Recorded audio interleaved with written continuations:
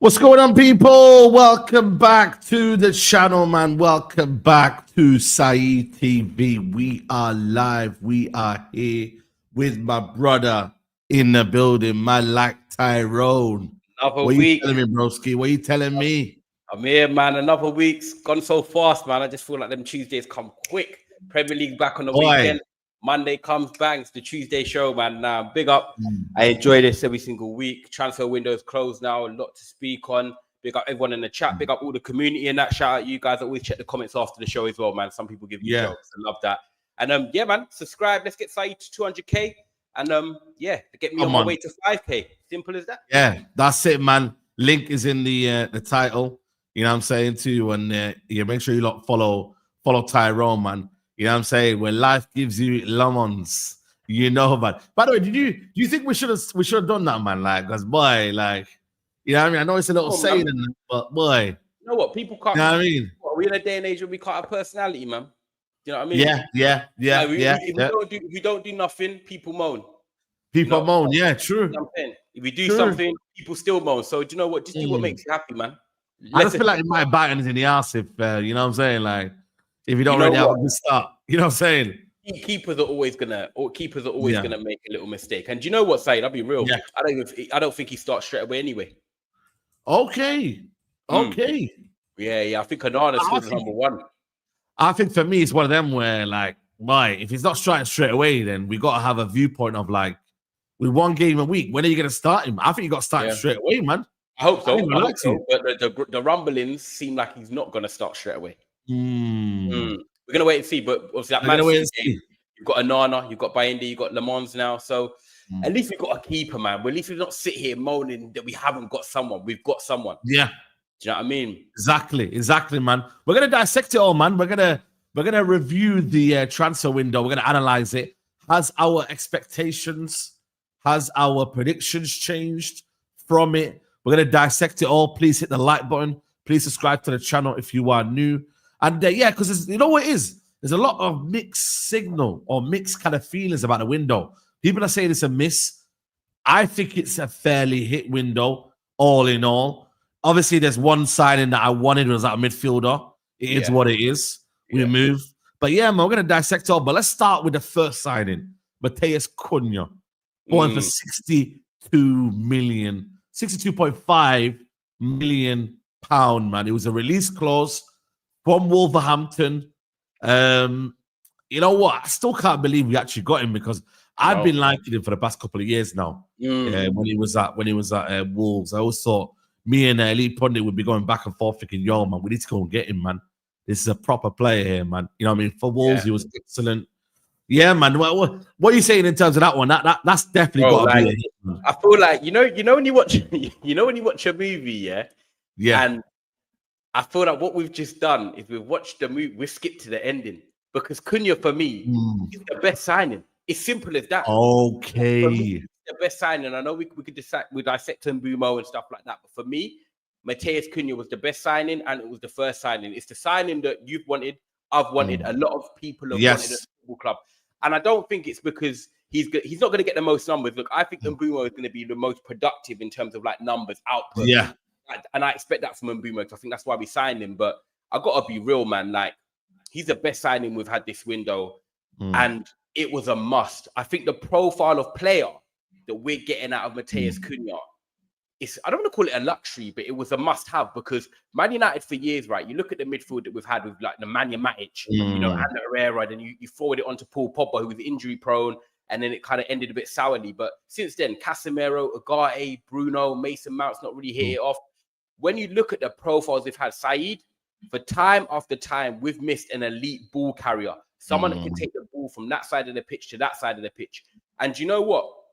I said it in one of my videos that when we play teams in a low block, we won't see the best of Cunha because the best of Cunha at Wolves was when he was in transition. Wolves were letting teams have the ball and he was getting the ball on the run or breaking down the other side of the pitch and, you know, showing what he can do. And the best performance for me, for Cunha right now, it's been the Arsenal game. Why? Because Arsenal are more of a top team. Arsenal are going to have more of the ball. We're going to have to sit back at times, contain it, and then break.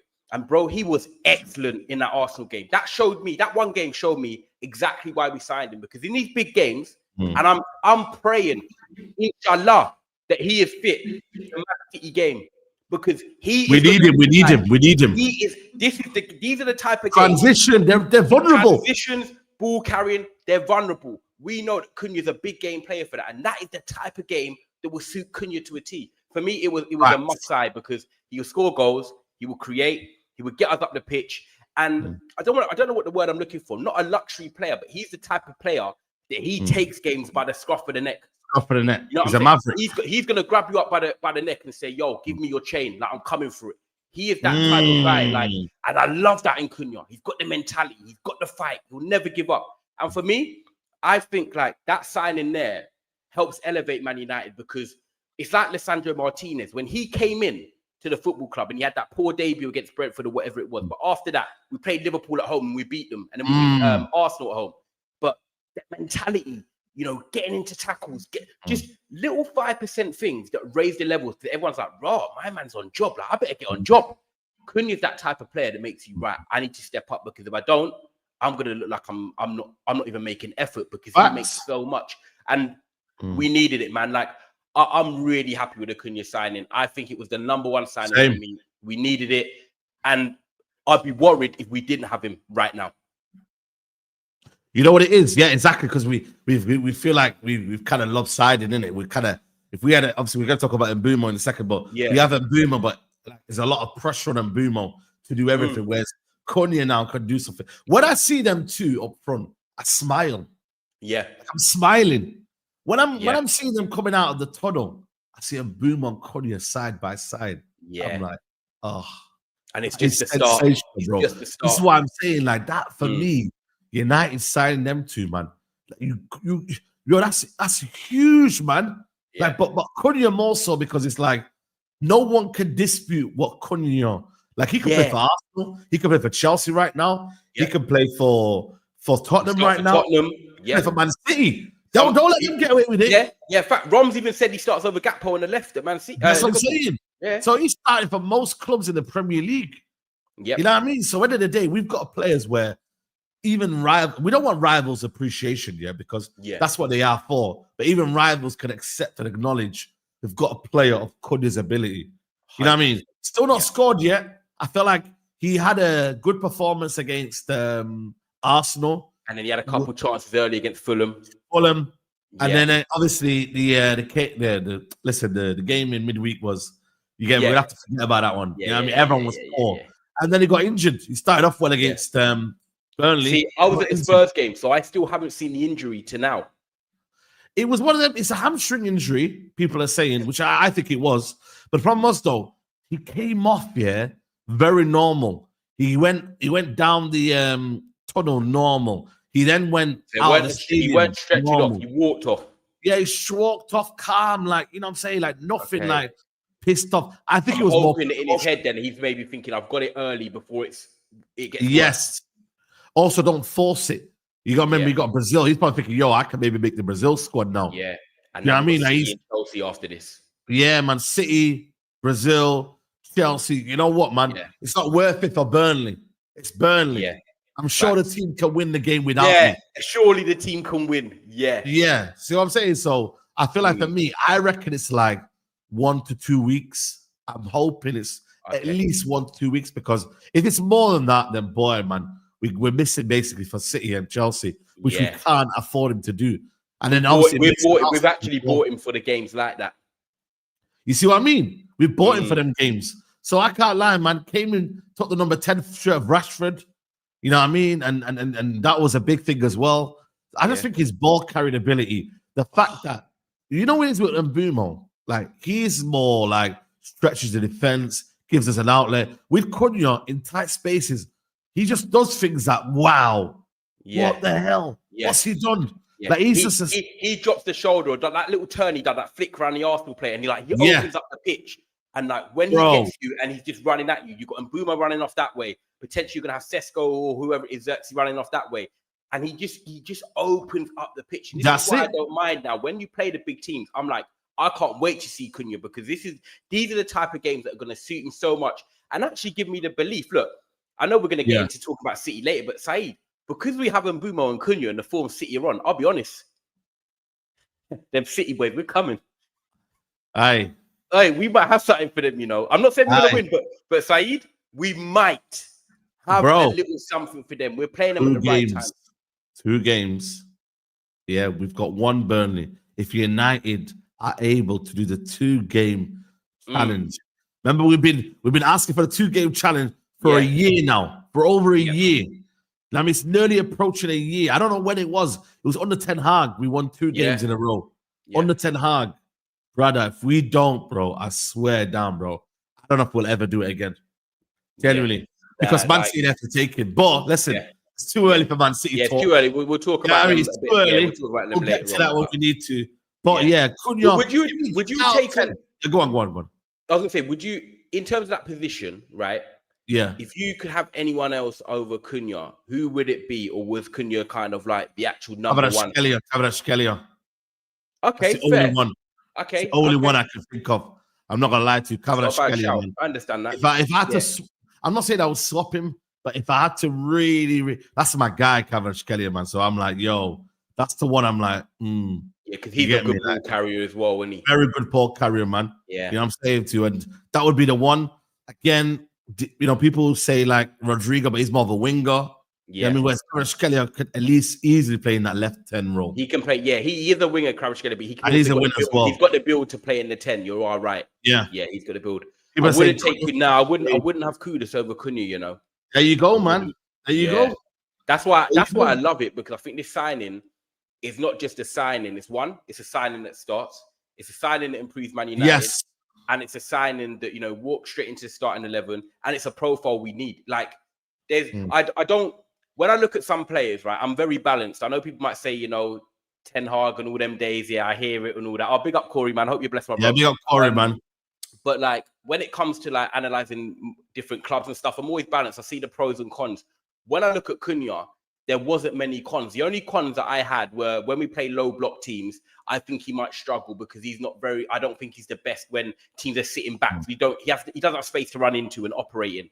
But other than that, Cunha for me, you know, he ticks all of the boxes. He was the signing that a lot of the fans wanted. A lot of the fans maybe didn't even believe that we could get him because Arsenal were linked a lot. There was other teams linked with him. But we've got it over the line. And I think for Man United to go out there and get their 2 number 1 targets, that's what I'm most impressed by. And obviously, when we rate the window overall at the end, I think that plays a part in it because Mbeumo and Cunha we needed attackers. We wanted play proven. We literally, Cunha and Mbeumo. And we got both. And we got both. This signing for me, I'm rating it a 9. Cunha signing? A 9. Yeah, I'm not gonna lie to you. Yeah, I'm saying close to that. I was gonna say about 8.5, but yeah. What makes it not a 9 for you if you were gonna say 8? A 9 is that I wouldn't say he's a prolific goal scorer or whatever, but even though he scored goals, maybe a 9 be a bit more guaranteed in terms of like being a goal scorer because he's more of someone who just likes to kind of get, you know what I mean? Like he's a facilitator. But don't get me wrong, I still think he's a top signing, man. You know what I mean? But yeah, man, I think for me, I'm not arguing against you. So I'm allowing that to be a case. So yeah, Cunha first in through the door. The one that took forever. You know what I mean? Man had even Tyrone giving let me play this here. At one point, bonjour football world. Bonjour Saeed TV. Bonjour Manchester United. Bryan Mbeumo here to tell the world I want to join Manchester United. I want to be a Red Devil. I want to score goals. I want to create. I want to get bums of seats. But Manchester United, you must pay. Otherwise, I have to stay. Brentford, you have me locked up. You want the money. I understand. 20 goals last season. Who wouldn't want to buy me? I'm an exciting player with my best years ahead of me, but I want to join the biggest club in world football. But at the moment, I'm suffering. I'm bored. You are bored. You are suffering. And we see Liverpool, Manchester City, Chelsea buying who they like. Well, I want to play for the Red. I want to play for Manchester United.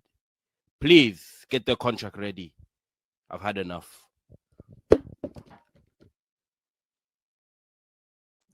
And there you have it, man. The new signing.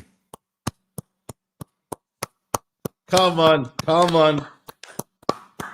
Bryan Mbeumo, man. Welcome to Man United. You have to like the video for this. Like the video, guys. Like the video, man. We're here. We're here, man. Goal. It took a while. It took a while, Mbeumo. First goal for the Mbeumo. Do you know what? Scoring in front of that Old Trafford crowd, it felt amazing. The club I've supported from young.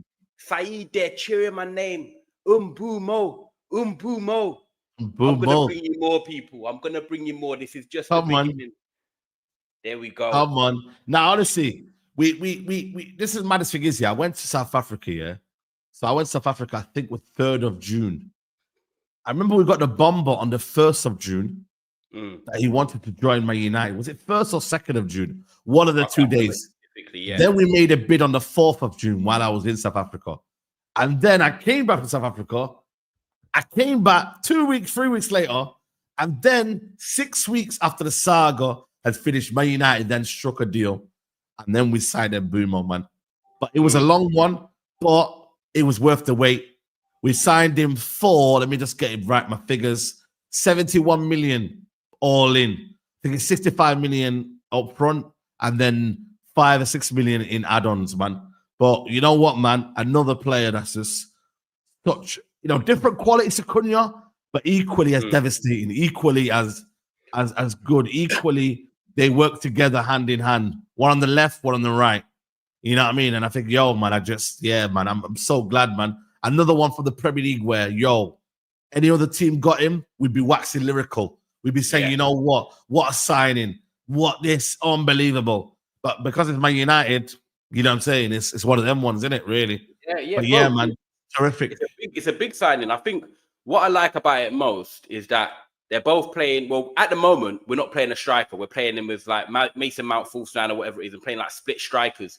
Yeah. But long term, Man United are going to have a striker in there, whether it's Xerxes, whether it's Sesko. We're just naturally, we're going to have to lead with a number 9. So what I like is that it's like partnerships, bro.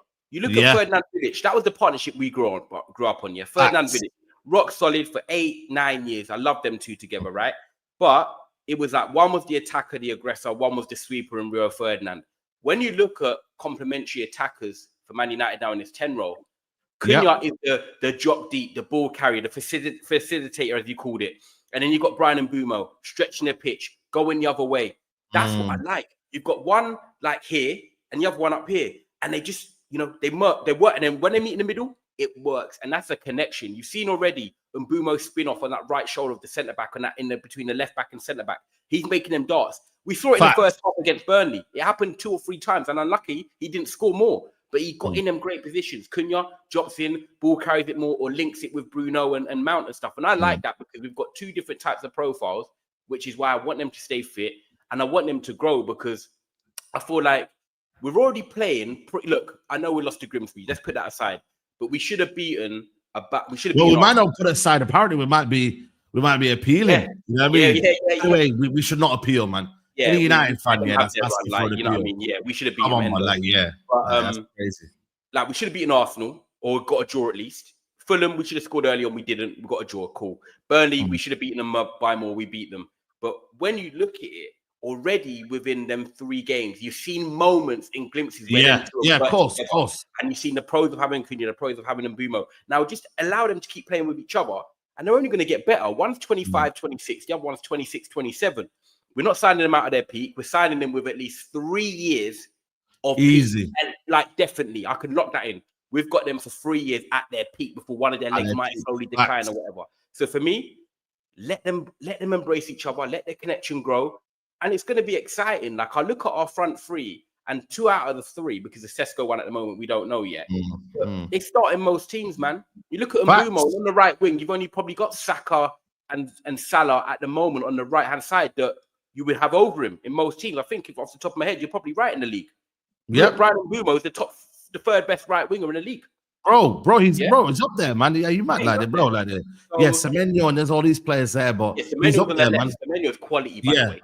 Like, he's quality, man. I like Semenyo. When I watched him at Spurs ground the other day, different level. But you reckon he'll get more goals than Cunha? Because I don't know, maybe in terms of the movement, in terms of the fact that he's probably going to be a bit further up the pitch. He gets further up the pitch. He gets more in dangerous areas. And I feel like Whereas Man United have Mbeumo, they have Sesko, they have Bruno. We have different players that can score. A lot of Bournemouth's attacks go through Semenyo. Like when I was watching him, honestly, like I know people might not agree. He starts, I think, at probably every club in the Premier League nearly. Wow. I think Liverpool he starts over Gakpo. Arsenal he starts over Martinelli. Chelsea he starts over Pedro Neto. Tottenham he starts over Brennan Johnson. Man United, you've either got Cunha or him. Newcastle, Gordon, that's a tight one. People probably say just about Gordon. Yeah. When you look at it, in terms of left wingers, I know we're talking about Mbeumo, but Semenyo for me is top 3 left wingers in the league. Wow. Yeah, bro, watch him live. And honestly, because he's at Bournemouth, people weren't giving respect. Saeed, he knows when to release the ball. He knows when to travel. Next summer will be he makes the right decisions. He can dribble with it, left foot, right foot. All he needs to do is add a little bit more finishing to his game. And bro, that guy's a dangerous player. I'm not even gonna lie. Yeah. When you look at them teams I've just named, you have him starting over them, innit? Yeah, it's mad. I know what I'm saying. It's mad. It's crazy. He's gonna be at Arsenal next year, I reckon. Yeah. I think for me, it's one of them where, like, I think, I'm excited about Mbeumo, man. And like I said, even if we were to change the system, he could play right wing. Yeah. Like, this is what I'm saying. Like, we haven't bought for the system. We bought for the team, bro. Yeah. That's why you haven't seen Amram really doing, the team photos when you buy a player. It's only Wilcox now. There's no Amram there. Like, it's club signings, man. And I think that's the way forward now. And I feel like he's 26 now, Mbeumo? And he's coming off the back of obviously his best season. Like when you look at it, he's coming off the back of his best season. Like you said, he can play up top, he can play on the right as well. But what I love about him is, which I said before, which is so underrated, is that like he plays nearly every game. Yeah. Last season, he played 38 games, every single Premier League game, 27 goal returns, 20 goals, 7 assists. The year before that, 25 games. He must have had an injury, right? The year before that, 38 games. The year before that, 35 games. He doesn't really get injured. He can play consistently every week. So it's not like you're having to worry really about rotation, this and that. He's one of them players, a bit like Bruno, a bit like Riyad Mahrez as well. They can just play and play and play. So I'm excited about Mbeumo. I don't really have a target. That's the only thing, because where he's getting in dangerous positions, and I think his productivity, like I said, because where he gets in positions is going to be more than Cunha's. Doesn't mean he's going to be any better, but I mean they're both going to help. But I think if Mbeumo gets to 12 league goals, 13 league goals this season, because I think that's fair. 13 league goals. Yeah. And, he's not on pens either. You got to remember he was on pens last year. I think that's a good return. But I can't again. When I look at right wingers, and I wanted someone, I've been screaming for Premier League proven. There's not many out there that I'll say take over him in that position. When you look at Cunha and Mbeumo, I can't give you a rack of names that I'm like, bro. Look at Nottingham Forest. They bought Amari Hutchinson. You know, I mean, it's not been like that, and he's costing you 37 million. Langer, 55, Harvey, 55. Yeah, you know what I mean. So when you actually deep it, like the players that you're buying now, and for the prices, man. 65 million for United. I don't think we've been absolutely fleeced. We've not. Like, I don't think that's a bad signing for the price as well. Look at Kudus has gone for 55. Yeah. So that's a bargain as well for Tottenham as well. So you have to be very, very But we're getting someone who's we're backing it up with the numbers as well, though. That's what we need. We scored 44 goals last year. We needed someone that can come in, start, make an impact, but also can score goals. And we've seen already, he's only got 1 league goal, but he could have had a hat-trick on Saturday. Do you know what I mean? Yeah, easily, bro. And all of a sudden, you're looking at it and saying, 3 games, 3 goals, and Mbeumo's nearly top of the Premier League standings. Do you know what I'm saying? So this is the only problem, though, man. It's the AFCON, man. I keep forgetting about you know. Yeah, but AFCON. I was about to say, Ahmad can play. And Ahmad. Yeah. Both of them go. Cunha, Sesko, and we might put Bruno a bit more further forward there. Xerxes. Mason Mount can play in the 10, I guess. Yeah, but it's still, man, you're missing out a lot. Then you got to play Dallo and whoever on that right hand side. It's gonna be no fluidity. Dorgu can play at least at wing back because obviously he's Denmark, so he's all right. Yeah, Denmark, but that's on the left hand side, isn't it, man? So that's the only downside to it is that he's got to go to AFCON. You feel me? And you know, it's not ideal. Hoping if he does what we want him to do, he will leave us in a good position that for 2 or 3 games we can get by. Because I'm sure, if I'm right, when AFCON's on, Premier League do that break thing where they have like half. Yeah. I don't know half whether the they're game. doing it this year, though, you know. I don't know. half the Because of the games. World Cup. Because of the World Cup. Really? I don't know if they're doing it this year. Because I'm just trying to check now in terms of that month there. I don't know if there's actually a break. Because obviously there's an FA Cup break anyway. So I don't know if there's actually a break there. You know what I mean? Yo, you know what I'm saying? Yo, you all right, you, man? It's buddy, you know. Turn the camera off, man. Oh, well, can you see me still? Oh, my bad. I thought I moved. Oh, my bad, man. Hey, yo, you know, man. That man, you know what the internet's like, bro. Oh, yeah. That man, yo, that man gonna do madness and that. But yeah, no, Mbeumo, honestly, man, get out of here, man. Stop trying. yeah. Get Mbeumo, man, chill out with your messing, man. So what are you saying though? What give it a rating out of 10? Now I've set the bar high with Cunha, so now we've got to look at it and be like, well, I'm gonna give it.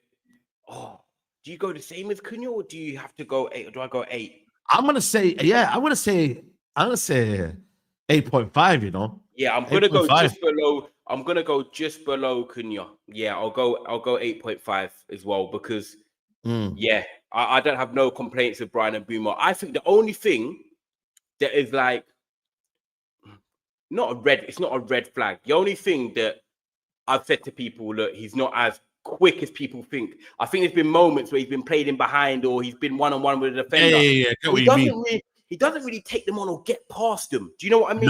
No, he likes to cut in. That's why he's more like Salah. Where he's like Salah. Yeah, they more like have to either run in behind the defender and they've got the position and they're running in behind, or they cut inside. They're not really the type that's going to get the ball and run at you and like take it past you. But I know not a lot of players do that, and obviously nowadays. But he's not as quick as I thought, but he still is quick. If that makes sense. Nah, yeah, he still, trust me, he still is quick, man. Like he just again, like I said to you, man.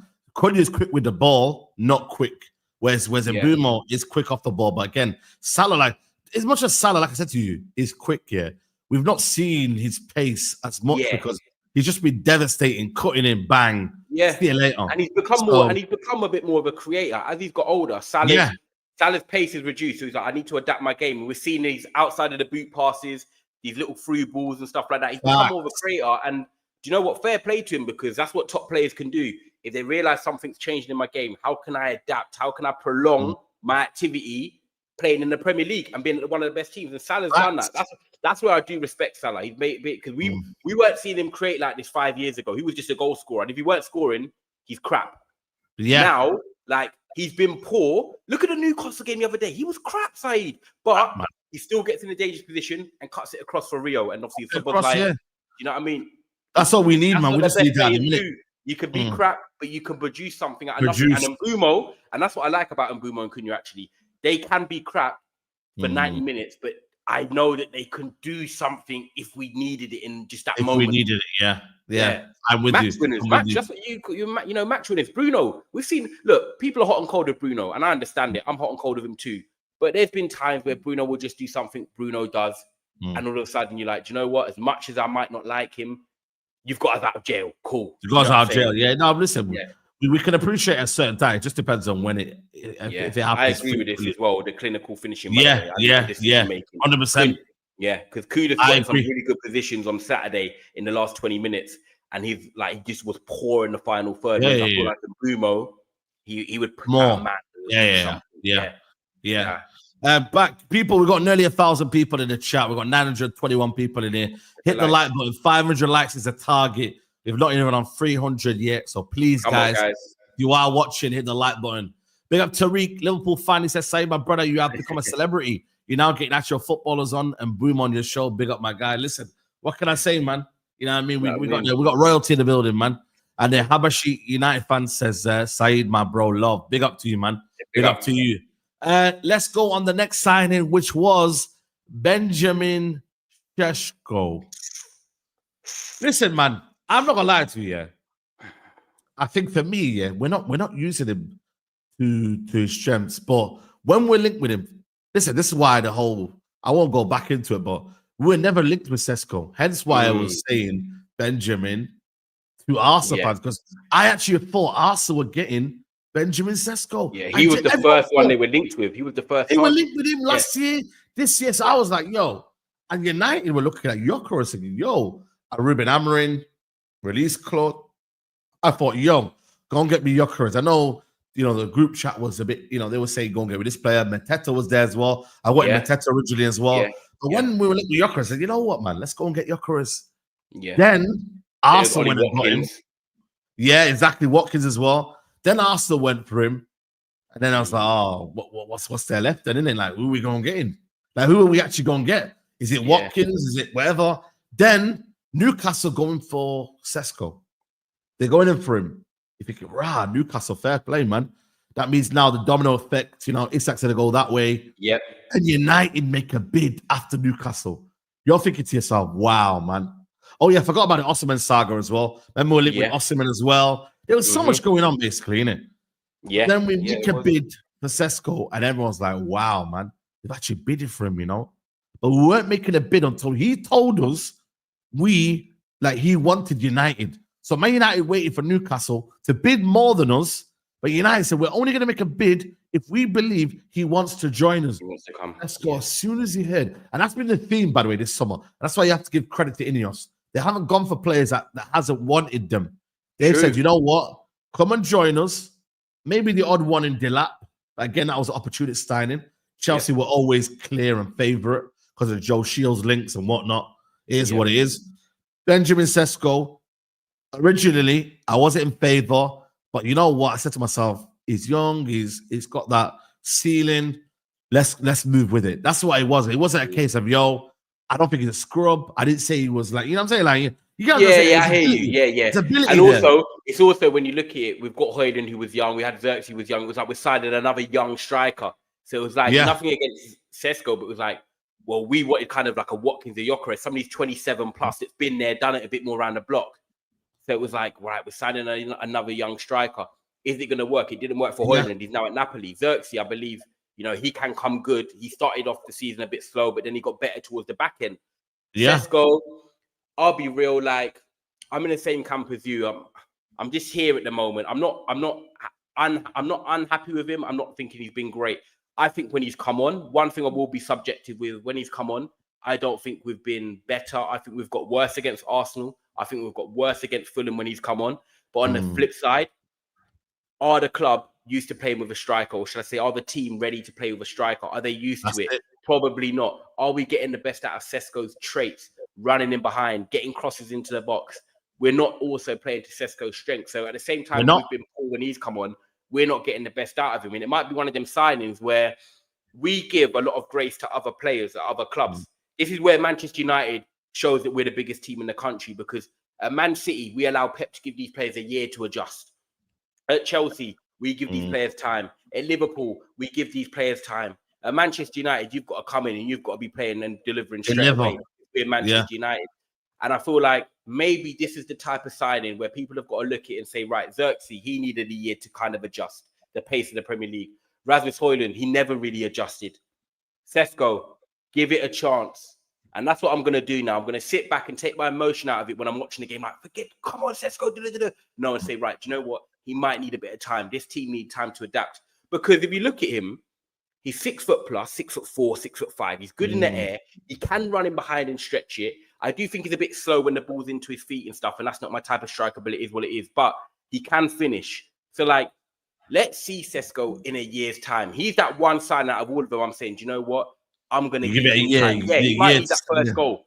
100%. Mbeumo, he needed that first goal. You could tell that he's a bit itchy. Now he's got it. It's cool. Mbeumo can relax now. He hasn't had a clean shot on target, like a clean shot. Like nothing really. He had a moment against Grimsby where he could have got the ball, but his anticipation was slow. And I was like, remember, the ball fell to him. And then he was just slow. And I was like, oh. But look, the striker market side is not great. Osimhen's gone for big money to Galatasaray. Darwin Núñez has left to go to Saudi. Dusan Vlahovic is now scoring for Juve, but I'm not a fan. Sesko's young.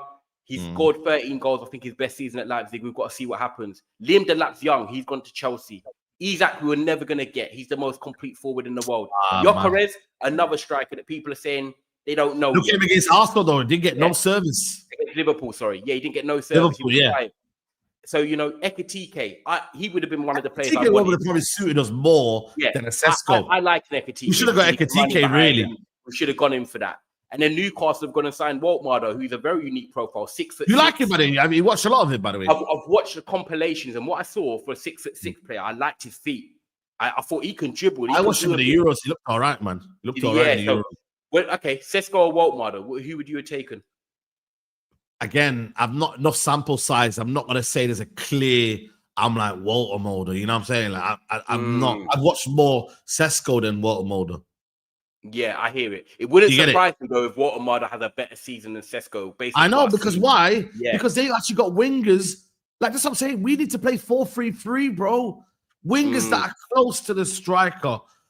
A 10 that is close. Listen, you know me, I don't rate Bruno Fernandes, but Bruno Fernandes will find Sesko. If Bruno Fernandes can play the ball in behind, not spamming it 30 yards, and he's got to get in the, he's got to do a lot now. And this is why a lot of people gave Xerxes too much shit last year. The number 9 has to do a lot up front, man. He has to, man. And even Højlund was suffering out there. And no, don't get me wrong, Højlund's first touch was just awful anyway. But bro, we don't play through to his strengths, bro. And that's my concern, man. It's like he's continuing to play Mason Mount on the left, continue to play Xerxes. Yeah, he believes he's not ready yet. And I mean, when is he going to be ready then? Is it Burnley? Was it Man City? Dare I say play him against Man City? Dare I say play him against I don't know if we should. I don't think that's the type of game you play Sesko. We're not really going to have the ball. Boy, but what do you do then? You just wait around and you just don't do anything? Chelsea at home? Chelsea at home? Chelsea at home, but again, like, it's like, yo, like, I mean, I don't know, man. I don't know. Do you think, honestly, I don't think Ruben Amorim wanted Sesko. That's what my gut tells me. But that was what the Athletic was saying, remember? They were saying that along the lines of, like, I agree with you. Where you said club signing, I think this is the club signing, and Ruben Amorim, you know, he wanted probably Gyökeres. He probably wanted not Ekitike. He wanted Ollie Watkins. That was clear. He wanted Ollie Watkins. Yes. Wanted Delap. I know he wanted Delap. That was the first one in the summer. I knew that from time. So, you know, when you look at it, Mbeumo and Cunha were Amorim's and the club's first targets. Like, you could tell, you could see the body language. That was they were the two signings. But with Sesko, I feel like it was like, right, we need a number 9.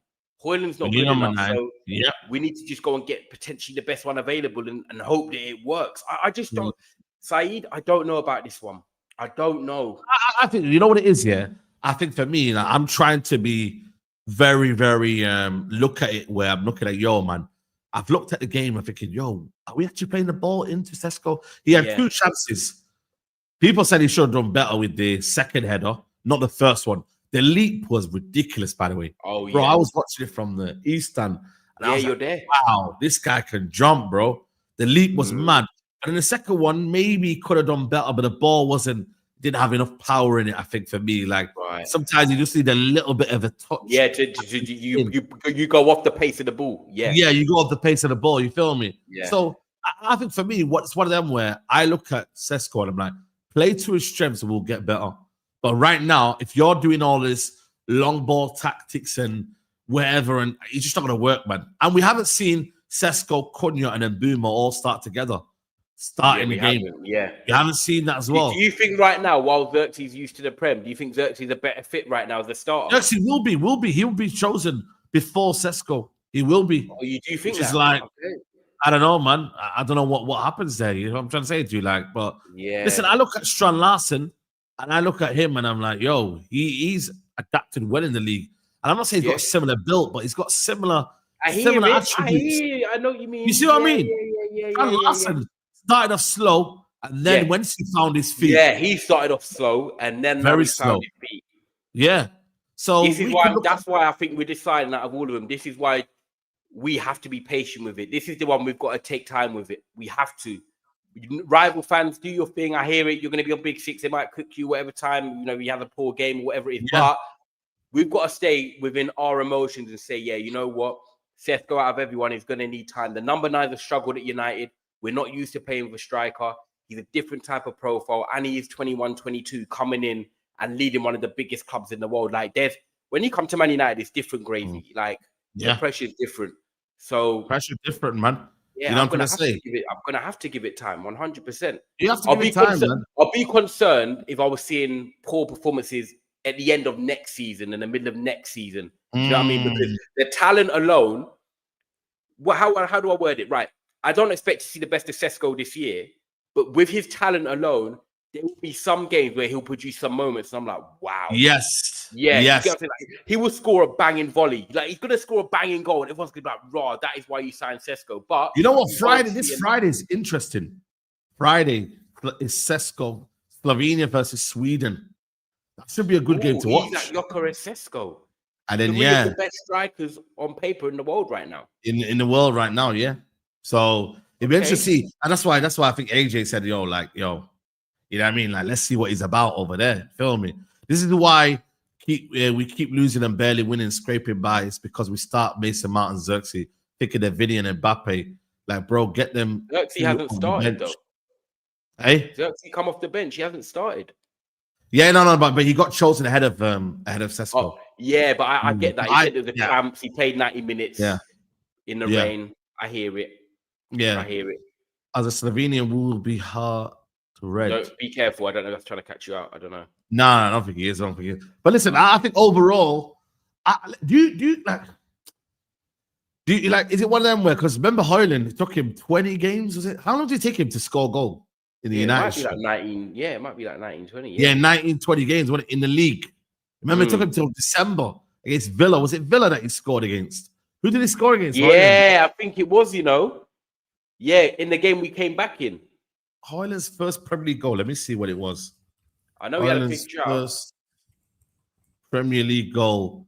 Yeah, it was Højlund scored the winner. His first Premier League goal. We came back against Villa in the last minute. Nah, it wasn't 21 of March, man. It was 3-2 against Villa. I know that. Yeah. It's that Boxing Day, I think.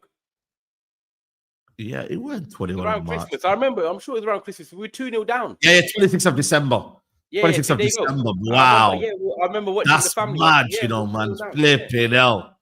That's crazy, man. But Højlund got 16 goals in that first season. You know what I mean? Like, in all comp. Yeah, in all competitions, Sesko got in all competitions. What would you set Sesko and Mbeumo then in all comps this season? Sesko and Mbeumo and Cunha. I wouldn't say Cunha because we know he's not really a goal scorer like that. Big up Wasim. I don't think Cunha's a goal scorer. Like, what Cunha brings us is everything outside of the goal scoring. That can chip in. That's cool. If Cunha got 10 league goals, I'm fine with it. But Mbeumo is more there for end product and productivity, and Sesko's there to put the ball in the back of the net. So Sesko and Mbeumo. I feel like, you know what it is, bro? I feel like the more we predict here, the less it will happen, man. I feel like it's one of them where we as a family have just got to go with the flow, man.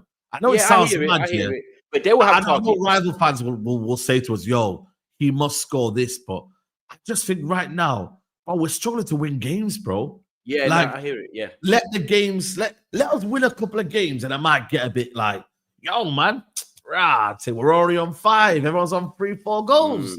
What are we saying now, guys? And do you know what? I just realized all comps is only Prem and FA Cup. Someone just put it in there. We're out the Carabao. Oh, my days. I'm talking like we're in Europe and that, man. We've only got the Prem and FA Cup. Yeah. So we got to go less than.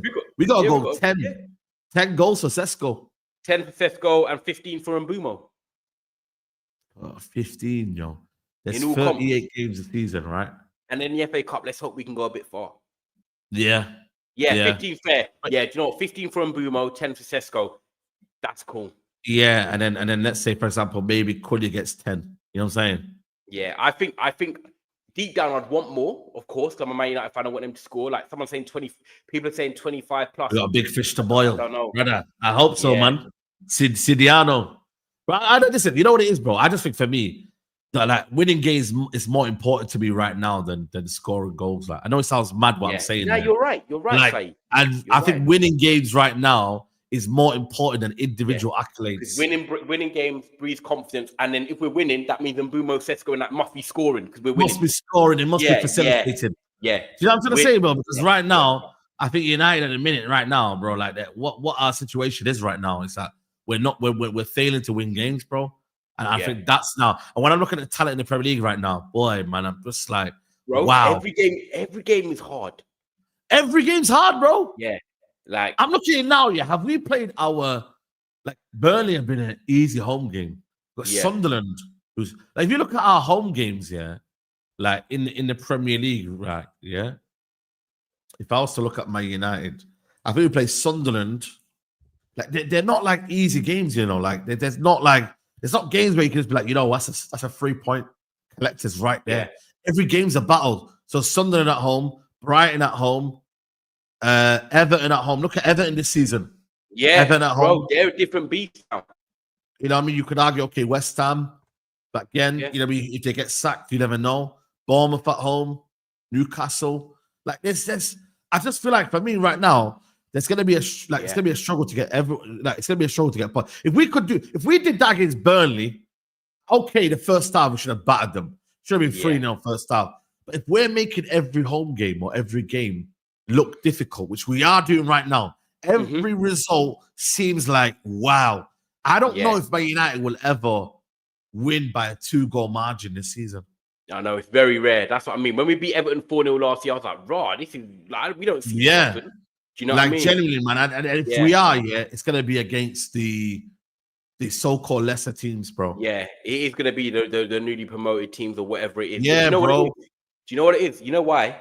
That comes down to wholeheartedly the midfield, which we'll probably touch on a bit later massively. on the window. But the element of Man United Massively. is that we have no control in midfield. You know, you got Adam Wharton there, bossing at Aston Villa for Crystal Palace the other night. And I'm thinking, I need that type of player where we've replaced Michael Carrick 10 years later and we've still not replaced him. And that is why Man United, when we win games, it's going to be end to end, or it's going to be moments where we're up against the wall, or, you know, we're never going to win comfortably because when we take the lead, we don't have the midfield to even control the game and just say, let's chill out and keep it 2-0, 3-0. We don't do that.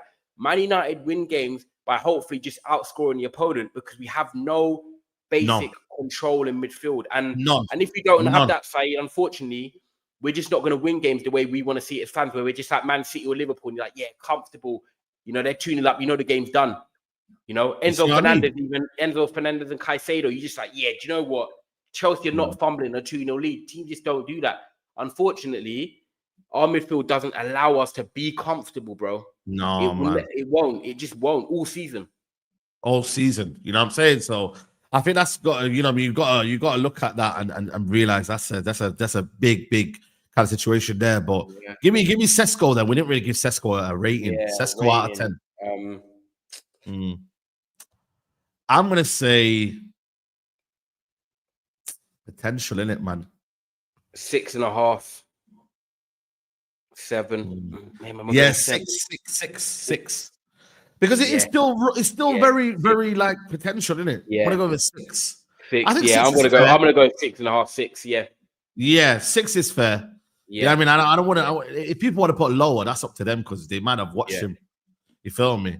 De Niro says 7.5. You must have watched him then. I'm gonna go 6.5 because I think he's a bit more than a 6 if his potential comes out. But long term, I'm saying 7.5, 8. That's what I want to be saying 8. Yeah, that's what I'm saying. It's a prediction, isn't it? It's what we think right now. Strikers have struggled here at this football club. He's not started off great. He's not starting games at the moment. So you know, when we're ranking Mbeumo 8 and Cunha 9, you can't have Sesko a 7 and just behind him. You can't really. So that's fair. That's fair. Next signing is Seny Lemon, 18.2 million, 23-year-old. There was a few quotes today that came out. You know what I mean? Why he wanted to join Man United and whatnot. He seems like a humble guy, man. Seems like a quiet guy. It's not very, you know what I mean? Like, it doesn't seem like a guy that's. Yeah, it's just a chill guy, you know what I mean? It's a chill guy, I don't mind that. Just come in, wants to do his job. Yeah, he just wants to do his job. Nothing crazy. Nothing too flashy. Yeah, man. You know what I'm saying? Like, yeah, what do you think of it, man? It's a dream move. You know what? I'm not going to come in here and lie and act like I watched Royal Antwerp. I've not watched him, so I'm intrigued to see how it works out.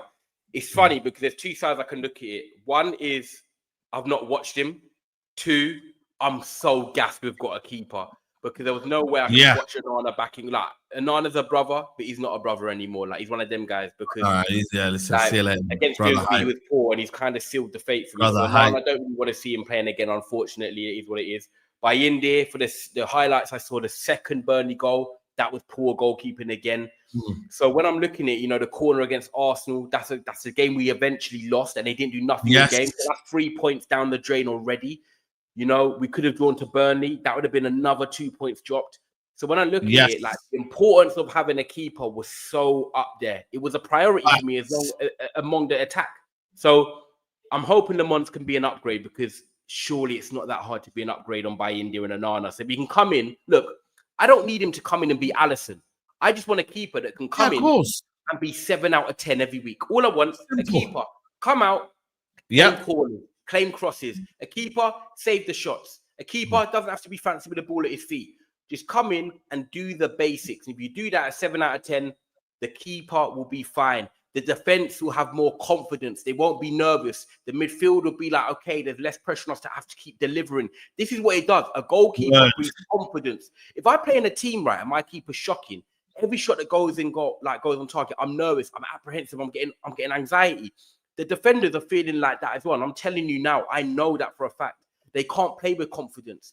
Van der Sar allowed Ferdinand and Vidic just to do their thing. Peter Cech allowed Terry and Carvalho to do their thing. The best goalkeepers allow teams just to go out there and play your game, and I'll do my job. And that's all I want from Le Mans. Give me 7 out of 10. Just give me that. Do the basics, and we'll be fine, Saeed, bro. That's that. I'm with you. But there are concerns about whether he's commanding enough, in the box. I mean, there's going to be always comps of. But isn't he quite, how tall is he? Isn't he quite tall? I'm not sure, man. Chat. How tall is Le Mans? Le Mans. Yeah. Check how tall he is. I'm not sure how tall he is. Let me know in the chat. But like I said to you, very quiet. Like I said, he seems like a guy who's very, very humble. You know what I'm saying, and whatnot, like down to earth. And he's coming as well. Like, and by the way, did you want Martinez? By the way, because a lot of people are saying that. You see what I'm trying to say to you, bro? Yeah. So I'm glad we dodged Martinez as well. Yeah, he's 6'4", man. That's nice. Martinez, I think. Yeah, okay, 6'4", we'll take that. I think Martinez has been on the decline. I think what gasses people up with Martinez, aura, footballing ability. His aura and his attitude, and he winds people up and he shouts and he gets in people's faces. That makes him better than what he is. But if he was quiet and just a low-key keeper, people would be like, nah, he's not that good. And I don't want a player that comes with aura but actually can't deliver, because Onana kind of come with a little bit of like aura about him, but it's not delivered. Like, to me, Martinez is on the way down. Aura they want, man. Yeah, I mean, we're done with all of this rubbish, Martinez is not the guy for me. I'd rather go with, if you gave me a choice, I'd actually rather pick the youth in Le Mans and someone that could potentially get better, Yeah. And then also, he's relatively cheap as well. So you could actually have him as backup next year if he wasn't to do well. If you felt like he wasn't confident, United could buy another goalkeeper next year if they wanted to, or go and get Vitek back, and then have like a situation where you've got Vitek and Le Mans. So I think for me it's perfect. Like, Vitek's been doing well, by the way. Yeah, so let's see how he does well, and then like go from there. So I think for me it's one of them where it's like I see the benefits of signing him as well. Do you know what I'm trying to say? Like, man, I'm keen with Le Mans. And like I said to you, bro, when Nuruddin was explaining to him, I was like, bro, man, have you ever watched this guy? But then when I look at the market, I look at what goalkeepers were being offered to us, I was like, you know what? It actually isn't the end of the world. And a lot of teams were in for him, by the way. Galatasaray then came in for him. Villa were looking at him with Martinez. So he must be all right, because there's other teams. It weren't just like United are only the team in for him. United, exactly. He was going somewhere. So, like, bro. I'm going to take it, man. I'm going to take it. I haven't watched him, so that's why it's hard to judge. That's also a good thing as well, because we watched Onana. We watched Onana, and look what he did. Yeah. Look at United. We watched Onana thinking, wow, he's got a top goalkeeper here. It might be a good thing that we haven't watched him. When you watch sometimes too much of a player, you have that expectation, but actually just having him come in, and if he has a good debut, all of a sudden the fans are behind him. He's not having to try and prove himself. He's like, okay. You know what? This is what I'm trying to say. The interesting part, Saeed, is obviously when we go back to the start of the video and we're talking about is he going to play or not. And like, We've got Onana, who's going to potentially be back in as number one maybe after the international break. You've got Bayern. Are they going to go? One of them's got to go, man. Well, they ain't going anywhere now. Go to Turkey. Oh, the window's still open in Turkey? Yeah, Turkey's still open. Turkey's still open, bro. Oh, okay, Turkey, So, Saudi Arabia. Okay, so them windows are still open. So one of them is going to have to go. But like with Le Mans, when you look at City and Chelsea the next 2 games, is it maybe a good thing that we just don't bring him in straight away for them 2 type of games? And we just say, like, you know what? Find defeat in Manchester. You're young. You know, you're adjusting to the biggest club in England. Give it a couple of weeks. I'm not gonna lie to you, bro. I'd bring him in straight away, you know. I'd be real with you, like, yeah, man, I'd bring him in straight away, man. Manchester derby, the feeling of it, you know what I mean? Like, I feel like that would be, because at the end of the day, bro, imagine losing to a derby to Bayende or Onana, you'd be double pissed off. If at least you lose with Le Mans, you can at least say, you know what, fair enough, like, it's first game and whatnot. You know, it's one of them where, bro, you got to remember, like, oh, listen, Trafford's been thrown in the deep end. You know what I mean? So why not, bro? Like, at the end of the day, you got to do it, man. I'd rather do that than know that we're going to get bullied in the air with Bayende, bro. Like, I'd rather not. Like, you know what I'm saying? Just put him in. It's not as if you're losing out, bro. You're not losing out on anything, bro. Yeah. You get it? You're not losing out, bro. So true. Yeah. Because technically, he has to be better than these guys. If he's not, why the hell are we signing him? You see what I'm trying to say, bro? So in that aspect, I'm like, you know what? Just do that because I feel like it'll just be better for United to go like that. But I suppose it's one of them where you just have to just kind of play by ear, see how he trains, see how he is. You know what I mean? So we'll have to wait and see, man. But overall, give it out of 10. I'm gonna say another 6 because I've still not watched him in it. 6. Yeah, I'm gonna have to go with 6 because I haven't watched him, but the importance of getting a keeper in was so high. Yeah. I don't know if I'll even go maybe 6.5, you know. Maybe listen, you know what? Yeah, I'm gonna go. I'm gonna go with. I don't know where I'll go 7. I'm being honest. I know I haven't watched him, but do you know what it is? I'm gonna go 7. I'm gonna go 7, and I like that we're different. This is good because for me, I haven't watched him, and I'm hoping it's gonna be better than Onana and Bayende. But for me, it's the importance of the position. That is what it is for me. So I'm gonna go with the importance of the position. We needed a keeper badly. There's no way I could go in this season watching Bayende and Onana. So I'm gonna go with 7 because the importance of how badly we've needed a keeper. Yeah, I agree. I think 7 is Let's go 6 we've agreed on. Lamont 7 and Mbeumo 8, and then we've gone Cunha 9. So if you look at it overall, then I know we're gonna go into what we didn't have, but what would you then rate it as an overall window then? I've gone with yesterday. I said it was a 7. Oh, I'm the same. Okay, then there you go. Yes, fine. I've got a video coming out tomorrow, so people are going to see it. It's the same. Yeah. 7, yeah. 7. I've done it at 7 because we've got 3 attackers. And if you said to me, look, I've got to be level-headed and I've got to look at it and say, right, how am I thinking now? How was I thinking in June? If you said to me in June, Ty, we're on a stream. By the way, I've got exclusive news. We're signing Sesko and Mbeumo and Cunha. I'd be like, what? Like, what? Yeah, I would have been like, raw. Do you know what I'm saying? I wouldn't have expected it considering we finished 15th and everyone says our money's tight. So we've changed the attack. We've got 3 different profiles. We've got 3 attackers. We've got a goalkeeper, which is essential. Yes. But the midfield is the big thing. No, man. And that is why if we've got 2 midfielders, it's a 9. If we've got 1 midfielder who's good, it's an 8. We haven't sorted out the midfield, but we have sorted out 3 or 4 positions. Obviously, the whole front 3. And the goalkeeper. Yes. So that is why it's a 7 because we've not just signed anyone as well. We've signed players that, you know, come in and start. All of them potentially come in and start. And we're just missing out on the midfielders. And you know what? To make it a 9, 2 midfielders. To make it a 10, it would have been 2 midfielders and a wing back. And a wing back, yeah. I'm not going to lie to you. Left wing back more so. Who's going to have a 10 out of 10 window? Liverpool... Probably if they got Guehi over the line, they're the only team that I could say I've ever seen a 10 out of 10 window. They would have had Ekatike. Yes, that would have been a 10. 2 fullbacks. It's a 9.6. It's a 9.5 now. Yeah, it's like a 9. It's like an 8.5 now because they haven't got that centre back and they're lacking a bit there, and they haven't got a midfielder. So 8.5. But you know, I do look at it and I'm going to go 7. Why is yours the 7 and not higher? Or 7 not 8. 8.5 is because we got to remember. Yeah, technically we got Leon, but the guy's not played it once, man. Not even a couple of minutes. Yeah, I reckon we should have loaned him out. You know, I'll be real with you. I agree. Because I don't understand the benefit unless you're going to play him under 18s, under 21. By the way, let me ask you a question. Why do Man United players who aren't part of the first team not play under 21s football anymore? Like Leon, right? Why is he not playing under 21s? Like, I know we bought him. I don't know. Right now, he's not. He's not been played. He's been with the first team in a row. He or any player, right? If they're not playing, let them play under 21s football. 100%. 100%. That's what he used to do back in the day. Oh, it was actually called the reserve team. It was a reserve. I was about to say we used to have a reserve. Sorry, it was a reserve team. Yeah. We should have a team where we have reserve team football. I think Man United should do that this year, where we're not going to play games, so we're going to play reserve team football. So we then put players in there who aren't playing football as regularly, put them in reserve games, and then find games, bro. You're going to find teams that want to play games. They want to play games. Like, Arsenal could pick a second 11, for example. They could play. Yeah, reserve. bro. We can just organize games with them or with teams that have a bloated squad. Chelsea reserves. Play them. Make an exhibition match. You know when it's international break?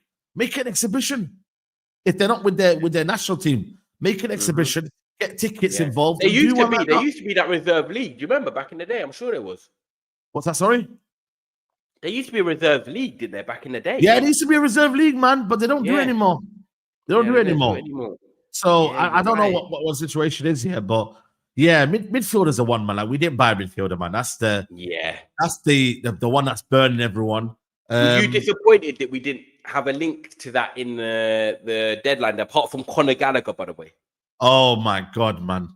Yeah, that would have been. I don't think that would have been ideal, man. But not even Lucia Gume, he was relative. But it just goes to show, it's not the manager forcing the issue, it's the club. If the club don't see a fit, they're not buying him. Yeah. Which, on one hand, I agree, not going for a player that you don't really want to get, because we've done that before and not be seen as panic buying. But at the same time, it's like, bro, United could have done with an option in there, bro. Surely there's midfielders out there that could have done a job in midfield. But I did say to you, and you lot did laugh at me, and I told to Musa, what did the Athletic and Laurie Whitwell say now? They said the same thing I said yesterday on the Straight Jacket podcast. They said that there's a lot of players in that position, and they believe they've got adequate depth in that position, which I believe, if you look at it objectively, they do. But it's not the quality. Yeah, it's not the quality. They have the numbers. Mason Mount, Kobe, Agate, Casemiro, Bruno. There's five of them. There's five of them. There's five of them, bro. And we already play one game a week. You see what I'm trying to say to you, bro? And also, we've already got Kobe that wanted to leave because of lack of game time. Because of lack of game time. You see what I mean, bro? So that's why I was like, yo, that's why they haven't bought a midfielder. They kept Bruno Fernandes, which is one thing. And Bruno's going to play every single game. Yeah. This brother will be looking like he'll be fresh this season. He might even have a decent season, Bruno, because of the fact that he's not playing every game. So therefore, in his head, he might not be as, you know what I mean? Like, do you get it? Like, he might be, his brain might be a bit more. And now he's obviously 30. Like, it might be like that reset. And Casemiro, to be fair. Yeah, Casemiro's not put wrong this year. But we still know that doesn't work for Man United. The system doesn't work. They're not able to play their game, and it just doesn't work. We can see it, man. The chemistry ain't there. It's not working. Individually, they might have their own decent seasons, but at the same time, as a pairing, it doesn't work, bro. As the way we are coordinated, it doesn't work. So, and then you got Manu, and then Ugate's not even coming off the bench. So why would Man United? Well, I'm glad that at least it's Manu coming off the bench now and not Agate. Because Agate should never be coming off the bench. It needs to be Manu. And look, I know he didn't play the best at Grimsby. He was okay. Gave a few passes away. He wasn't. I don't know what he was like against Burnley when he came on. He was defensively very, very solid against Burnley. Oh, okay. Defensively, a lot of the situation was that defensively he's not great. Defensively, he's not this, he's not that. But I ain't gonna lie to you, man. Defensively, I thought he was good. I ain't gonna lie to you. Like, defensively, I thought he was very, very good. So, you know what I mean? I do agree with that comment. Big up, guys. Make sure you like the video, people, by the way. Make sure let's get to 500 likes, man. Yeah, 100%. The guy, 613 chat podcast, there's two guys in their 30s in a two-man midfield, obviously in the Premier League. Yeah. I agree. Like, it's not like we've got Baleba and Wharton who are 22, 23, and we know they can run. They've got the legs. Like, we have got two guys in their 30s, and nowadays, you know, most teams play with a 3-man midfield, so it's rare that you're gonna have that. Do you know what I mean? You look at Crystal Palace and like the way they played against Villa, by the way, and they played the same formation effectively as us. Like Wharton and Hughes are brilliant, but they've got their legs and the chemistry. Like it can work. It can work. Oh my if you've God. got the right players. It can work, bro. You need the right but nobody would take a Hughes in this Man United team. You know what I mean? I wouldn't mind a Hughes in this United team. I ain't gonna lie to you. I like Hughes. I hear you. Yeah, but the thing is, though, would United take him though? That's the problem. Nah, but that's what I'm saying. A manager makes it work. They don't really look at the names. They don't really look at what they are, who they are. They just look at how can this guy perform? Can he follow my instructions? And he's done that, bro. He's done that. Do you think though, like putting a positive spin on it, right? The way I look at it now is we went and spent 190 million on the attack side, and Mbeumo and Cunha are going to be there next season, right? Yeah. Sesko is going to be there next season because you have a year to bed in. Yeah. When you look at next summer, no matter where we finish, Bruno is going to be going to Saudi. Casemiro is going to be leaving the club. Agate's future will probably be up in the air by then. He might want to leave. Cobby will stay because I think when Bruno and Casemiro leave, it'll be like, right, this is your time, Cobby. This is your... Not if Amra's there. Not if Amra's there. No, that's only if Amran is not Bruno there. Will be gone, and I think Cobby comes in, and then we'll be... Well, I don't know, man. I don't know. Well, Bruno's going to go. Casemiro is going to go. Agate might leave, right? I don't think Cobby's ain't going to leave. We have no midfielders. I think Cobby will stay. But how I look at it as a positive is, we could have gone out and got Lucy Nagume. We could have gone to bid for Douglas Louise. There's players out there we could have... To say next season, marinate. Is this where we spend the big money? Maybe. Is that where, like, Jason Wilson... We'd have to touch up front. Yeah. We'd have to touch it, yeah. Centre back, like, that's kind of okay for now. Full back and midfielders, we're going to get that sorted next year. We'll bring you two midfielders. One of them will be an 80 million buy, the other might be a 35 million buy, but we'll get you two midfielders and then we'll get you a wing back.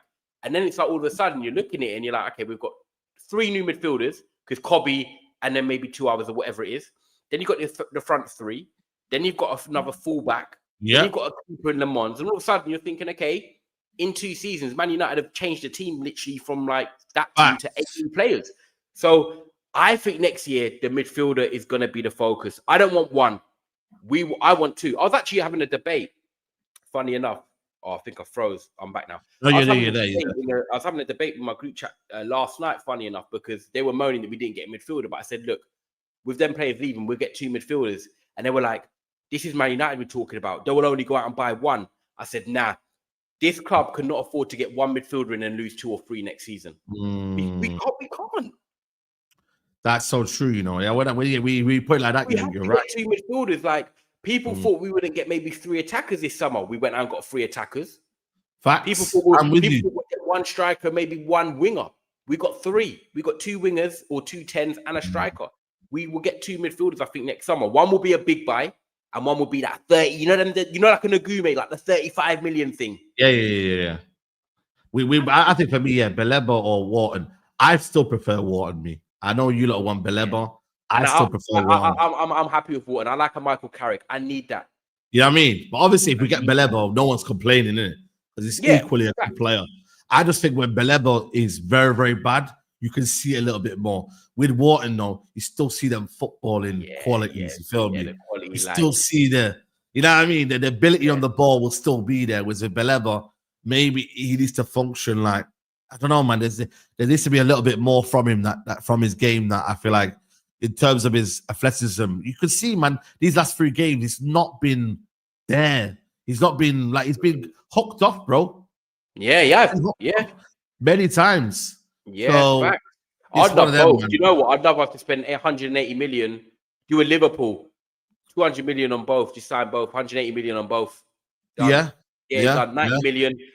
Beleba's going to be 100 million. Wharton's probably going to be what? 70 million? 80 million? Yeah, 70, 80. Around there. But then again, I'm not going to lie to you, bro.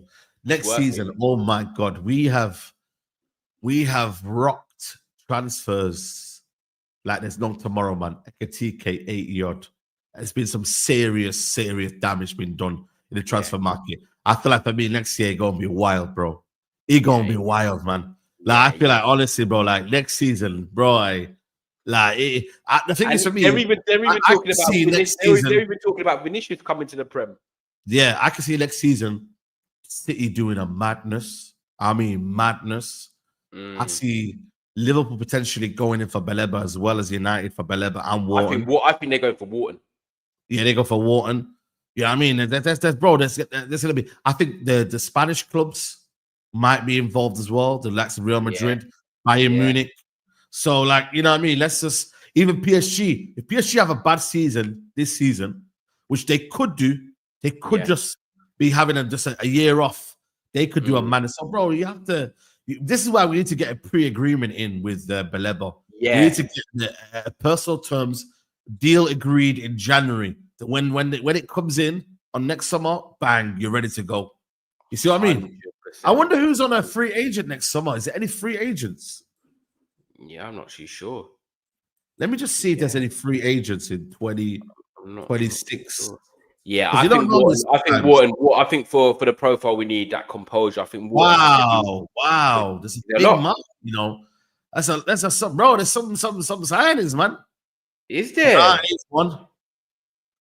Upamecano's one. I don't know if people rate Upamecano. De Jong is one. Frankie De Jong. Okay. He obviously is one. Asensio, Bernardo Silva, Dusan Vlahovic, Bentancur, Marc Mignon, Timber, Ruben Neves,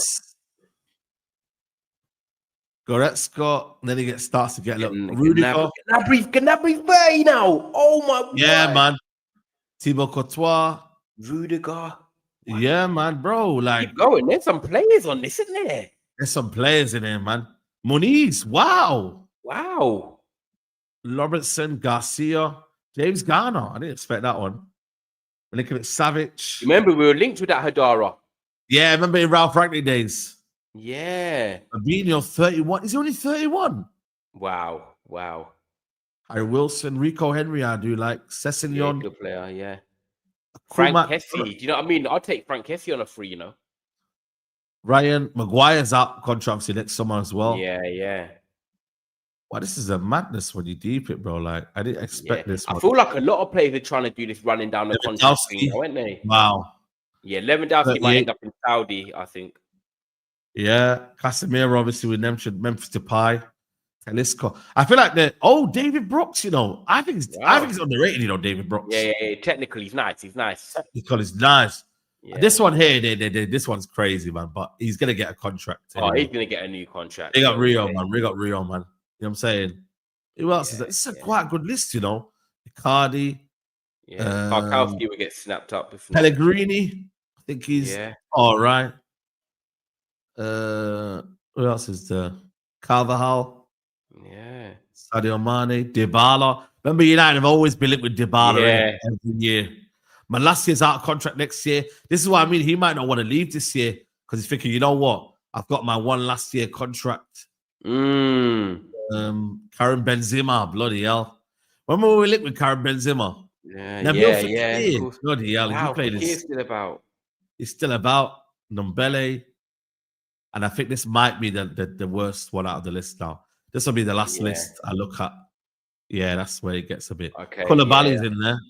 Yeah, that's interesting. Then, there's a couple of players that will be stacked up 100%. Boy, man, it's crazy, man. The one I'm looking at there though is De Jong. I don't know whether, you know what I mean? I don't know whether, like I said to you, how old is he now though? 28 or older? But the thing is, he's 29, but I don't mind players where he's 28. He don't rely on pace. You don't rely on pace, man. I would get him even if he was 29.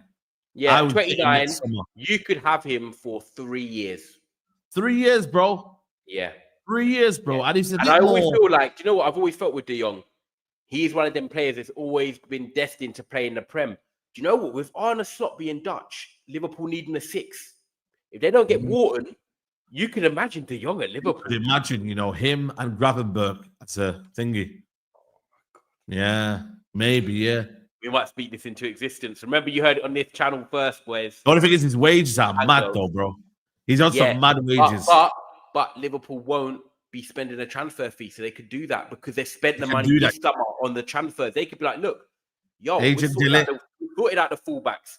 We sorted out, you know, all we need is a centre back. They'll get Guehi on a free, De Jong on a free. They're sorted. Agent Dillet, man, what can he do? Liverpool What going to can get Agent Dillet do? De Jong and Guehi on a free, and they're sorted. Yeah. That's what I'm saying, bro. That's what I'm saying. If we can do that, then yeah. Dillet do something for me, but I feel like De Jong and Man United ship sailed because we won't be in the. Well, right now we won't be in the Champions League, but the way these teams are playing.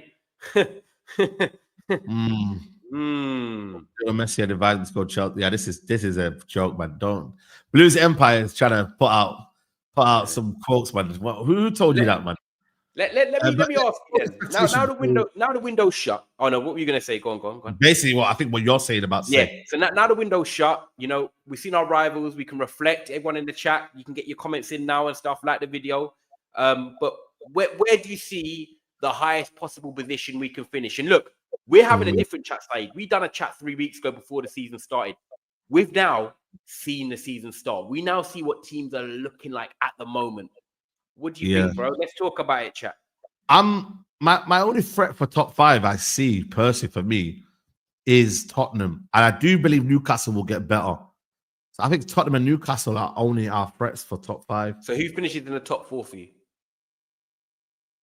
Liverpool to win the league. Yeah. Second is Arsenal. Third Chelsea. Fourth City. Okay. And then it's either United, Newcastle, or Tottenham for 5th. Yeah. But so United could really finish anywhere between 5th and 8th, really.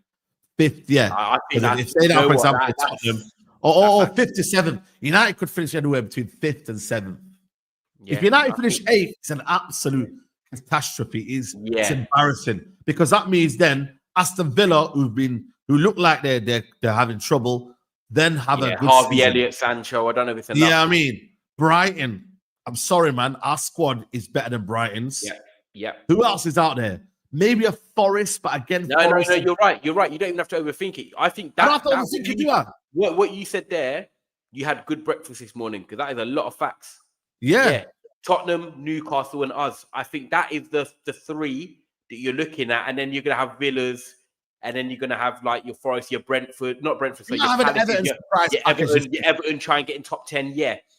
Like, but I think United really 5th to 7th. I had thoughts, like my boy said in the group chat the other day, like we could potentially get top 4, because the way City are playing right now. Maybe that's what I'm saying. Maybe. Obviously, I think you are right on paper. Haaland and that they should. You know, they should get top 4. Chelsea should get top 4, but yeah, man, Jamal had his Weetabix. Bro, I'm just saying, bro. Listen, I think for me, when people keep like, listen, man, end of the day, I just think there's too much excuses going on here, man. You're not going to get everything in the window. It's about coaching. I want to be back in the Champions League. If it means Amorim does well, listen, I'm Amorim out, but we're all here as fans for him to prove us wrong, whether you believe he can do it or not. I want my team doing well. I want to do well. I'm not one of these fans that want a manager to fail just because I got it wrong. Because I'm right. I'm not one of them fans, bro. I will never wish my team to lose. That's just the way it is, guys. So I'm in the mindset of, if you turn it around, fair play. I don't think you're capable of doing it, but I'm still putting expectation on this manager. Even if you finish 15th, you must get top 5. We need top 5. You see what I'm saying, bro? Like I'm not looking I'm looking at Tottenham. They've got the same problems as us. In their head, they've got problems where you're looking at Richarlison. Is he really a striker? Colin Moani, is he guaranteed goals? Their midfield, when I look at it, really, Bergvall and Paulinho and Bentancur, is it really? Yeah, Xavi Simons is going to have to come in and really try. Xavi Simons is going to have to come in and do a madness. Are we saying that he's guaranteed to hit the ground running? There are question marks about Newcastle, whether Walter Moder can provide the goals, whether they can work in a 4-4-2, whether Isak was such a big factor as to why they had so many good seasons. There are question marks about everyone. What is Man United's prerogative? What is Man United's plan? What does Amorim do to be the difference maker this year? And you as United fans have to have that pressure on Amorim. You can't just say, well, it's okay to finish 8th. Well, it's okay to finish 9th. Yes, you may believe that he's not capable of doing it, but if everyone has the standard and everyone has the expectation, we then all are in alignment together that we must succeed this year. We must do better this year. But if we don't, and we just let this team say, you know what, just do whatever you want to do because we've already said we're finishing top 8 this season, then we're gonna accept losses. We're gonna accept losing games and it being a process rather than showing what it meant to be, and you're progressing. You feel like you get, but I could like Ten Hag's been sacked by Leverkusen, by the way, because they believe internally it's not really going well the way they should do. Yeah, and they just kind of let it, you know. So if Man United have that feeling with Ten Hag, with Amorim, then now let it be known. Yeah. So let's see. Let's see, man. Let's see. Yeah, like I said, I hear you, man. I have to wait and see, man. But I'm still saying top 5. You're saying top 6, didn't you? You said, I think. Yeah, top 6. Yeah, top 6.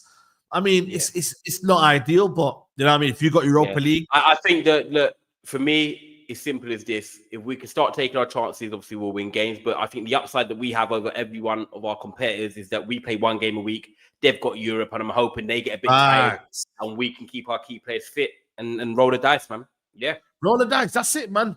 End of the day, that is it, bro. And that's why I'm like, yo, we just got to keep moving, man. Win your games, and everyone at the end of the day is happy, bro. Like the thing is, the people is the best I told you so is when you show and deliver. You see, when you show someone you've delivered, but they've been quiet about their business, but they've just shown you results. At the end of the day, they're not bragging about social media. They're not doing a man. United just to win games. Win games, prove everyone wrong, shut us everyone up, and get back to where we belong. It's Champions League football, competing with the highest. But we'll see. That's it, man. Facts. There you go, man. But listen, people, we're going to wrap up here, man. It's been a very, very good show, man. Tyrone, I've enjoyed it, man. Big up to you, bro. Yeah, I've enjoyed it. I've enjoyed it, man. So, if we beat Man City, I'm back to Saeed. Okay, cool. If we beat Man City, we go 2-game bounce, guys. That's breaking news, yeah? I will be back to Saeed TV. But until then, it's Jamal. You feel me? If we beat Man City, I'm back. I want to do the Pogba. You know the Pogba? Yeah. That's it. I'm back. Yeah, man. We need that. Yeah, I mean, bro. We gonna talk. Big up, man. Yeah, man. So obviously, big up everyone watching. Make sure you like the video. Make sure you subscribe. I'm on my way to 5K. So if you haven't subscribed to my channel, please do. I obviously want to plug it. Big up you guys that watch the show and enjoy it. I do a lot of talk on like Man United, but I also do different clubs as well. So hopefully you can enjoy my content. Short videos, 10 minutes on different things. We've got a lot of content coming out this week. So please subscribe to Thai Sports Talk and help me get to 5K. And then, let's get Saeed to 200K. I have got an FPL channel. I'm going to quickly plug it. It's going to redirect to there now. Statman Baines, if you don't know him, he's having a very good season so far. So go and subscribe to FPL Hive. If you play FPL, it's getting so big, it's growing. I was there for you lot, man. Organic, part of the brothers as well. We're trying to give you something different. So man, go and check out FPL Hive as well. But big up Saeed, bro. Yeah, come on, bro. Make sure you lot subscribe to the channel. We are going to redirect over there. When you get to there, people, hit the like button. And just watch the show and enjoy it, man. But big up to you, Tyrone. We'll catch up next week. Take care. Peace.